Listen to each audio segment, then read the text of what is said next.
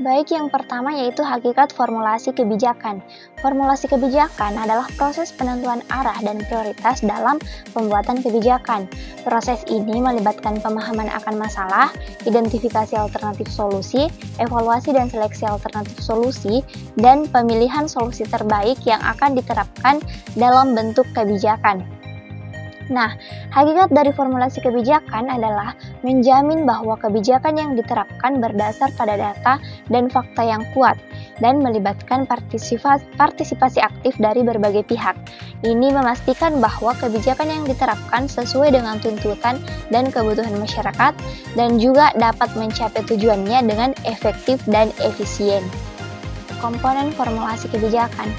Nah, adapun komponen formulasi kebijakan yaitu yang pertama ada tindakan.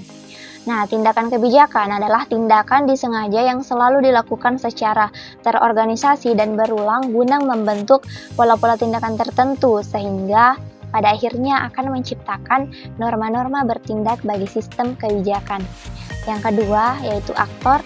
Orang atau pelaku yang terlibat dalam proses formulasi kebijakan akan memberikan dukungan maupun tuntutan serta menjadi sasaran dari kebijakan yang dihasilkan oleh sistem kebijakan. Kemudian selanjutnya yaitu orientasi nilai. Proses formulasi kebijakan pada prinsipnya berhubungan dengan proses mengidentifikasi dan menganalisis nilai-nilai yang beraneka ragam, kemudian menentukan nilai-nilai yang relevan dengan kepentingan masyarakat, sehingga setiap kebijakan yang dihasilkan akan mempunyai implikasi nilai baik secara implisit maupun eksplisit. Selanjutnya yaitu proses formulasi kebijakan. Nah, yang pertama yaitu identifikasi masalah.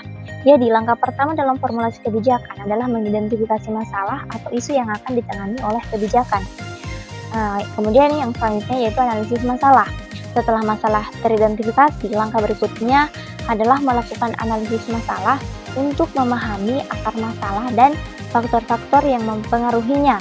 Ini membantu dalam membuat solusi yang tepat dan efektif. Kemudian yang selanjutnya yaitu identifikasi alternatif solusi. Setelah masalah dianalisis, langkah selanjutnya adalah mengidentifikasi berbagai alternatif solusi yang mungkin untuk mengatasi masalah tersebut. Selanjutnya yaitu proses formulasi kebijakan. Yang pertama yaitu identifikasi masalah. Nah, langkah pertama dalam formulasi kebijakan adalah mengidentifikasi masalah atau isu yang akan ditangani oleh kebijakan. Kemudian yang kedua yaitu analisis masalah. Setelah masalah teridentifikasi, langkah berikutnya adalah melakukan analisis masalah untuk memahami akar masalah dan faktor-faktor yang mempengaruhinya. Ini membantu dalam membuat solusi yang tepat dan efektif. Kemudian yang ketiga, identifikasi alternatif solusi. Setelah masalah dianalisis, langkah selanjutnya adalah mengidentifikasi berbagai alternatif solusi yang mungkin untuk mengatasi masalah tersebut. Kemudian selanjutnya yaitu evaluasi alternatif solusi. Setelah alternatif solusi teridentifikasi, langkah berikutnya adalah melakukan evaluasi alternatif solusi untuk memahami kelebihan dan kekurangan masing-masing solusi.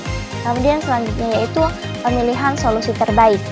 Nah, setelah evaluasi alternatif solusi, langkah terakhir adalah memilih solusi terbaik yang akan menjadi dasar dari kebijakan yang akan diterapkan. Kemudian selanjutnya yaitu partisipasi stakeholder. Dalam setiap tahap dari formulasi kebijakan, partisipasi dari berbagai pihak seperti pemerintah, masyarakat, dan organisasi sangat penting untuk memastikan bahwa kebijakan yang diterapkan memperhatikan kebutuhan dan aspirasi masyarakat. Kemudian selanjutnya yaitu aspek hukum dan regulasi. Dalam formulasi kebijakan, aspek hukum dan regulasi juga penting untuk memastikan bahwa kebijakan tersebut sesuai dengan undang-undang dan regulasi yang berlaku. Selanjutnya yaitu aktor atau pelaku dalam formulasi kebijakan pendidikan. Yaitu yang pertama ada pemerintah.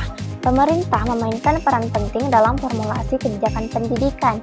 Ini melibatkan beberapa departemen dan agensi pemerintah seperti Departemen Pendidikan atau Kementerian Pendidikan yang memiliki tanggung jawab untuk membuat dan menetapkan kebijakan pendidikan. Kemudian ada parlemen. Parlemen juga berperan dalam formulasi kebijakan pendidikan. Mereka memiliki tanggung jawab untuk memeriksa dan menyetujui kebijakan pendidikan yang dikemukakan oleh pemerintah. Kemudian selanjutnya ada lembaga penelitian. Lembaga penelitian memiliki peran penting dalam memberikan dasar data dan analisis untuk membantu membuat kebijakan pendidikan yang berkualitas. Kemudian selanjutnya yaitu ada kemasyarakatan.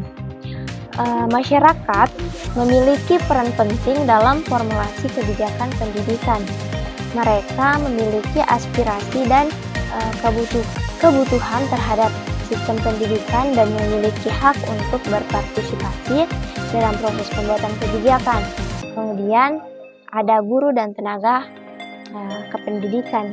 Guru dan tenaga pendidikan memiliki peran penting dalam memberikan masukan dan memastikan bahwa kebijakan pendidikan memenuhi kebutuhan dan aspirasi mereka. Kemudian selanjutnya, industri dan bisnis. Industri dan bisnis juga memiliki peran penting dalam formulasi kebijakan pendidikan. Mereka memiliki kepentingan dalam memastikan bahwa sistem pendidikan menghasilkan tenaga kerja yang berkualitas dan memenuhi kebutuhan mereka. Kemudian selanjutnya yaitu organisasi profesi. Nah, organisasi profesi seperti organisasi guru juga memiliki peran penting dalam formulasi kebijakan pendidikan. Mereka memiliki aspirasi dan kebutuhan terhadap sistem pendidikan dan memiliki hak untuk berpartisipasi dalam proses pembuatan kebijakan.